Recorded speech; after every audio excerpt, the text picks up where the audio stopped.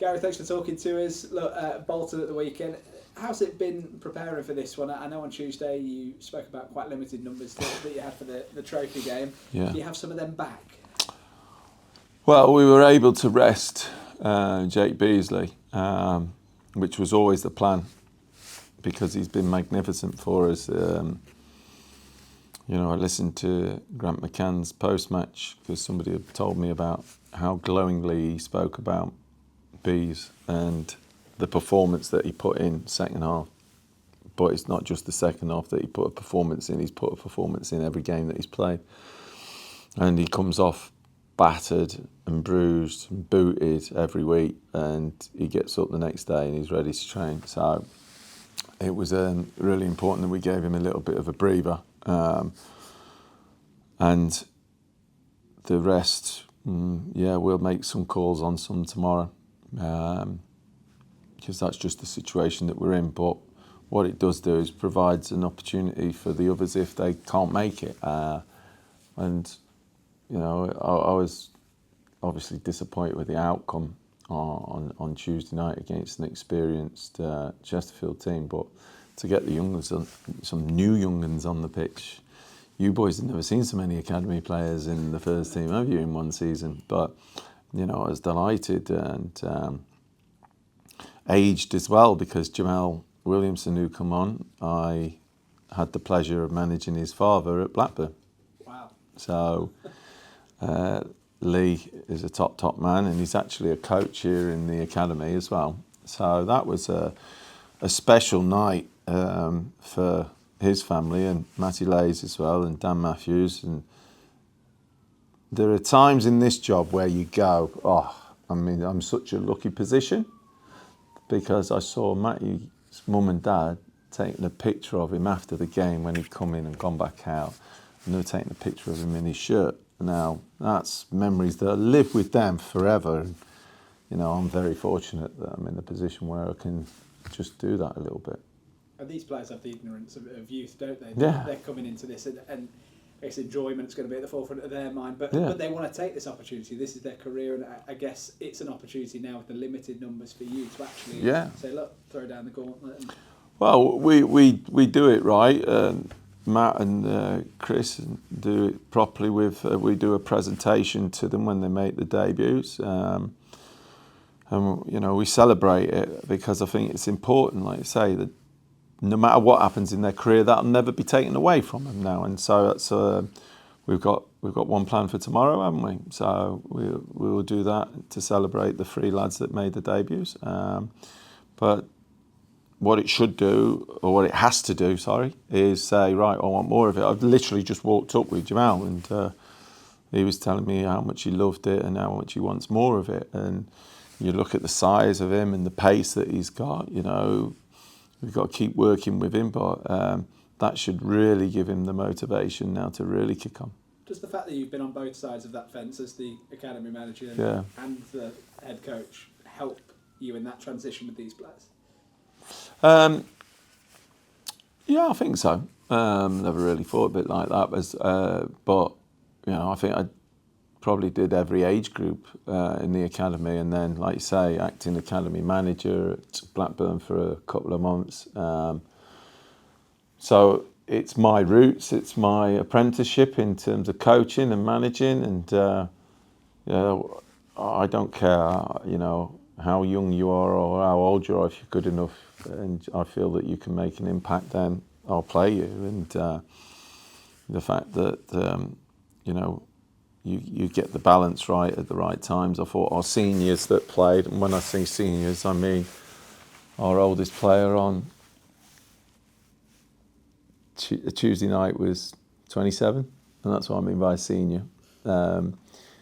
They help the young ones through, and I think it's just a reflection of the group that we've got here. I'm challenging them, I'm pushing them even more, because, like I say, I think a lot of people were giving themselves pats on the back for getting 4 points out of 6.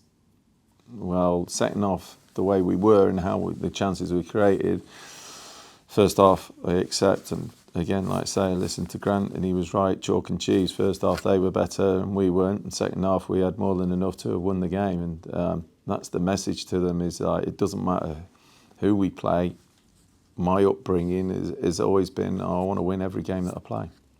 You've had good results lately on the road. Mm. Do you feel like at the moment the way you're playing is more suited to away at the minute? No, I don't think we specifically set out to play differently away from home. Obviously, we know that once we come up against the really big clubs in this league, with the budgets and what have you, and the quality that they possess, that obviously affects the flow of the game. I think leading up to the Cardiff game, if you look at some of the games that we've had a lot of the ball possession, Lincoln, Plymouth, Port Vale, we have had a lot of the ball, and that's been probably a bit different from us. Cardiff was probably more a reflection on last season, but we want to go after teams. We want to go and press them high. So we have to take each game on merit, and obviously selection depending. Is the responsibility different at home though, where you've got the home? I don't look at it like that. I really don't. I never have done. I don't think I've ever said, all right, because we're at home we best do this, or because we're away we best do that. Like I say, if this game was being played at a neutral venue, I'd still be of the same mindset. How big for the players would it be to get back on track here at the Pirelli? I think it's always nice to win in front of your own when you've got more. I mean, I have to say the supporters that we had for the last 2 away games, fantastic efforts. To go down to Wales on the Tuesday night, and I met several of them in the car park on Saturday that were saying, we were at Cardiff, and we were all massively appreciative of their support. And I thought, again, both games away from home, we didn't have as many as the home crowd, but you could hear our fans, and that makes a massive difference to us. Bolton up next then. Yeah. What have you made of their season so far? I think they've got a very good manager, very good staff. I think they've recruited brilliantly in the summer. People have thrown allegations at them that they're the biggest spenders in the league. Well, you can always be the biggest spenders, but it's what you spend it on. And I think if you look at it, they've recruited well.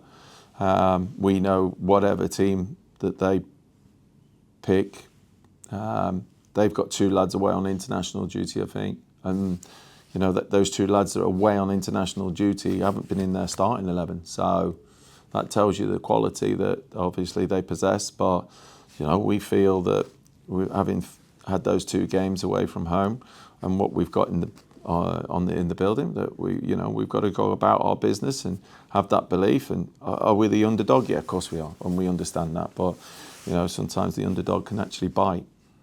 Cakes Chowke, is he going to be fit? Yeah, no, Cakes is fine. He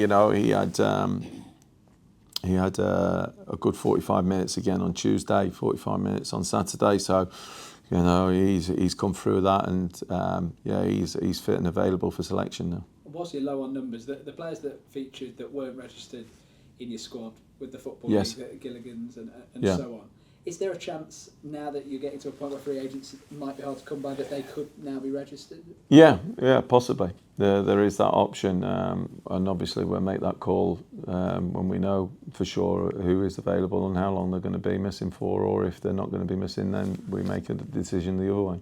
So in terms of things you're waiting for, is that free agents still, or is that completely out there? There's 1 or 2 free agents that something might materialise next week in terms of seeing them in training. But then, like I say, we're now October, so it is a big ask. But we just got to see how it goes next week.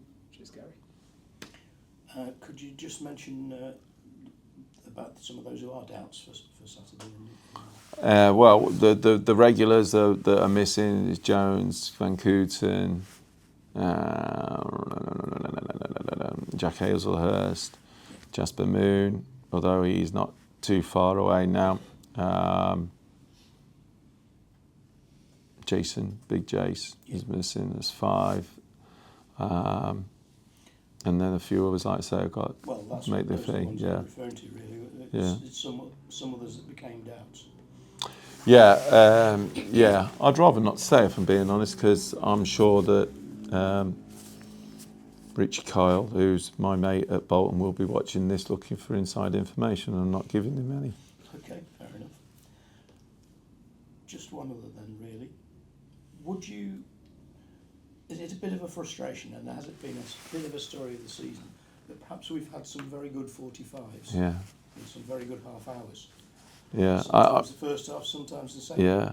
I think that's I'm smiling because we debrief every game, we involve the players. I think it's important that they speak and we encourage them to create that environment. And Seb, who is a future coach, by the way, and that's why I'm smiling, because Coach, as he's now known, as I refer to him as Coach Seb, he come out with that phrase. He said, look, where can we improve? What can we do better? And he said, we've got to stop playing 45 minutes and start playing longer. And I love his knowledge. I love his, the way he analyses the game, and he was spot on. And it was great because that's one of the points we were going to make, but he made it for us, and it's more powerful coming from him than it is me. Yeah, because it's not every team is going to have that thing. I mean, Grant McCann's probably is saying it to his team as well after Saturday. And you don't necessarily, not many teams will do it all 90 every game. No. That's something else. But if you're managing 70s or 80s, yeah. Your results are... Well, I think also what it is when you are on top, and we've had numerous games this season already where we've got to, obviously we've been labelled with the underdog tag.